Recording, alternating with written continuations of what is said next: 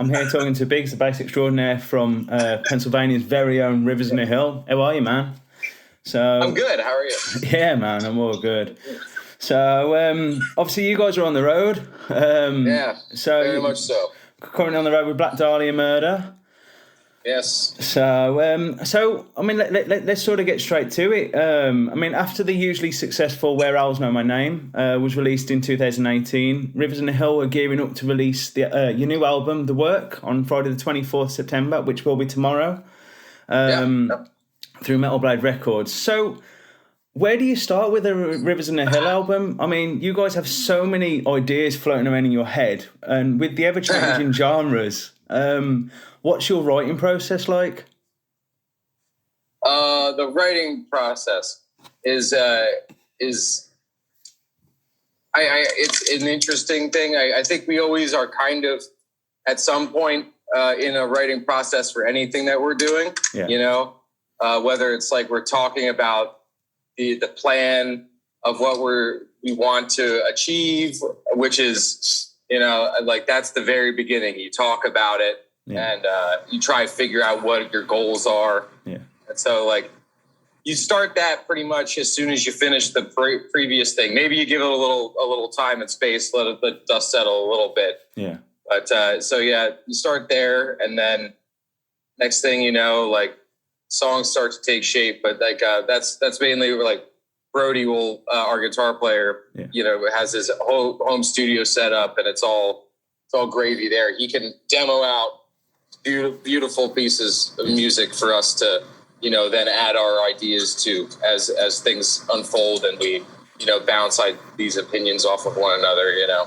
Yeah, definitely. And then it takes shape into what you get at the end of the day. Yeah, I mean, you guys have. I mean, prior to the pandemic, I mean, obviously you were touring Owls. I actually saw you at Mama Roo's in Birmingham in the UK.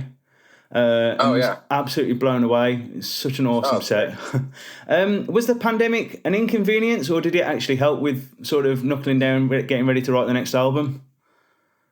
Oh no, it's I would count it as an absolute inconvenience. Yeah, like there's you know, in every sense of the word. I mean, like you could say that, like I could postulate it and say that, like, yeah, I really just, you know, hunkered down and really, like, you know, didn't question my existence whatsoever during this entire thing. Yeah. You know, like anybody else did, you know, like you get to a point in all of this where you're just like, where, you know, maybe the world is telling me that we shouldn't do this anymore. Yeah. It literally shut down our entire industry. Yeah.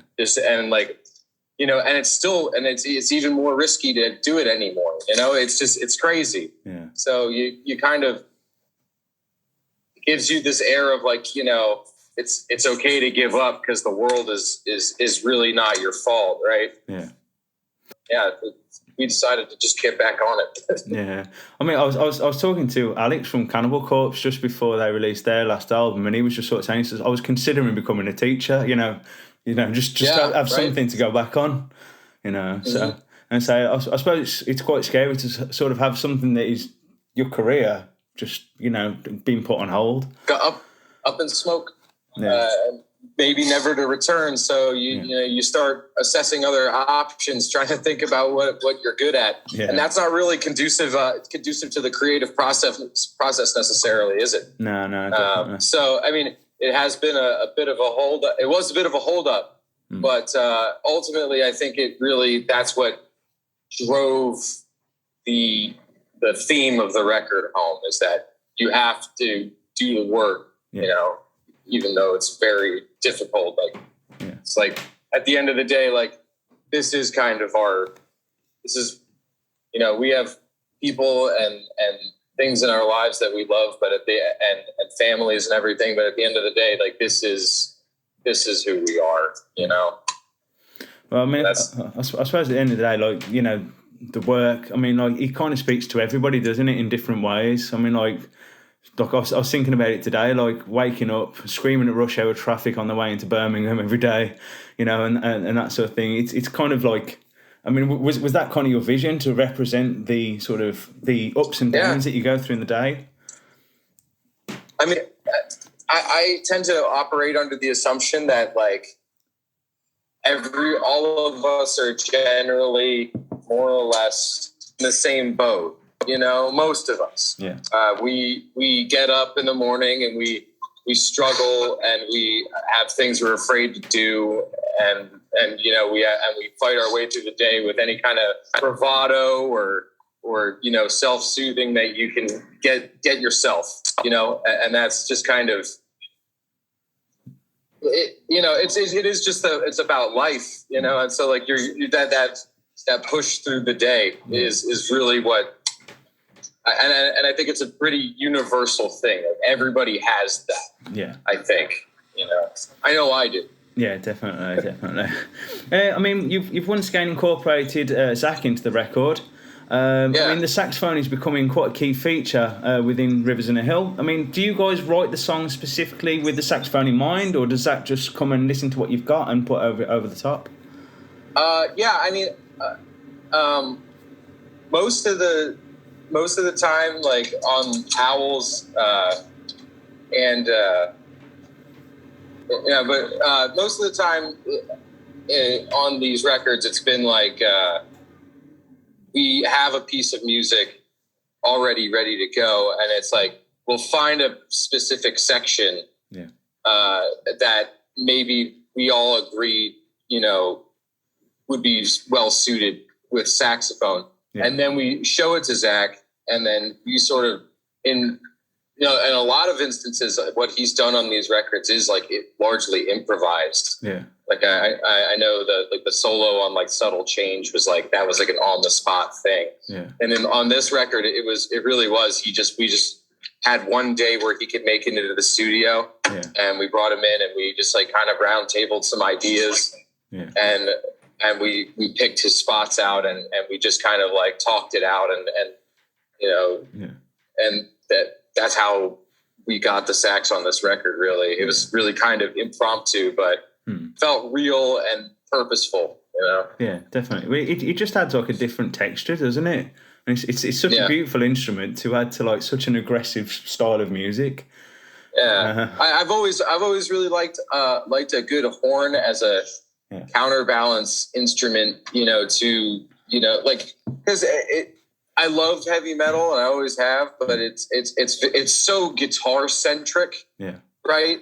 It's just, it thinks that the guitar and the drums are the center of the universe in all musical sense. And it's like, they're awesome. They deserve every bit of the spotlight that they get, but there are other things, that make sounds that are cool. And I've always been a big fan of saxophone sounds on like, I'm just a big 70s progressive rock synth. So like, fuck it. Like, listening to King Crimson and Pink Floyd, they just have such lush, awesome horn parts that, I can't help hear it in the music before it gets there, Yeah. So that's the intent behind that, really. Awesome. Is that just give it, why not paint with more colors? Yeah. Really. I mean, kind of when talking about the band's future and what you've kind of been quoted saying that you feel it's better to focus on the work that's in front of you. Kind of what's your wider vision for the band? The band seems to be, bending genre norms in every album that you do. Are you planning to sort of ditch death metal roots completely and focus more on the progressive elements of your music? Similar to kind of what Opeth have done, or are you sort of always going to stick closely to your death metal roots and that sort of thing? What I would say is that, I can't really show the deck, ideas on the table. Yeah. And I think what we've done is set a precedent that we could do whatever it is we want with the project, right? We could do a strictly progressive or a rock record or something like that if we wanted to, or we could take it in a different direction, and that's always been really important to me, is that the freedom aspect of it. If we play this music for nothing else, it's for freedom. And sometimes, rather often, metal can feel restrictive, right? It feels like there's a lot of shunning for stepping outside of any particular norm, and I disagree with that line of thinking. I kind of love the way that you guys are sort of using that, and you say like you are doing your own thing, and I suppose it's sort of it's what's interesting to you, isn't it? At the end of the day, because you guys have got to play the songs. Yeah. So. I mean, yeah, it's like I think we make music that I'd want to hear, that's really it. That's the secret ingredient to anything, is like, would I want to listen to this? And I think the answer is yes. Yeah. So that's kind of, and whether that turns into something adventurous or challenging or something more straightforward, it really just depends, Yeah. And I like that freedom that we've built with the band, that we can just suit our own needs, but also keeping the audience in mind, not be too self-indulgent. Yeah, definitely. Yeah, so you guys are currently on the road with Black Dahlia Murder, After the Burial, Kind Effects and Undeath. Absolutely stacked lineup. Yeah, it's great. How's the tour going so far? I mean, like you're about halfway through so far in the States? Yeah, we're smack in the middle of the thing. It's been a great tour. It's a great show. It's a great night to have, especially after, missing so much of this stuff. It's been a lot of people's first show back, it seems like, and I think you couldn't really pick a better first metal show back. It's got a little bit of everything for everybody, from the proggy weirdos like us, old school death metal guys like Undeath, Deathcore, Carn Effects, the genty stuff for After the Burial, and then Black Dahlia Murder, which is everybody's favorite band, right?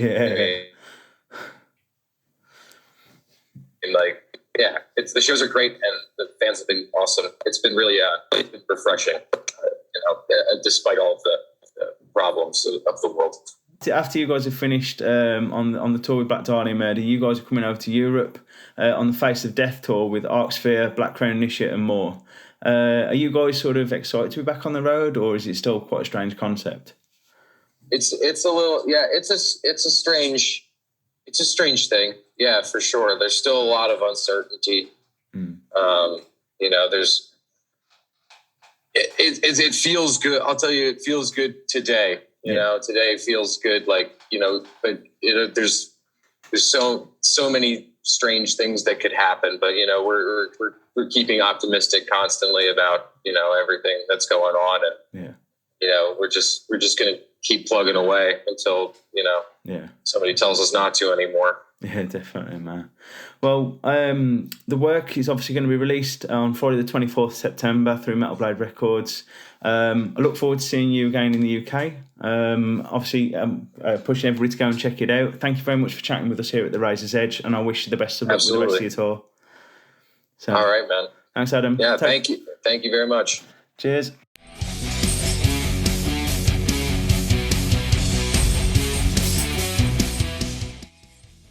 Thanks for listening.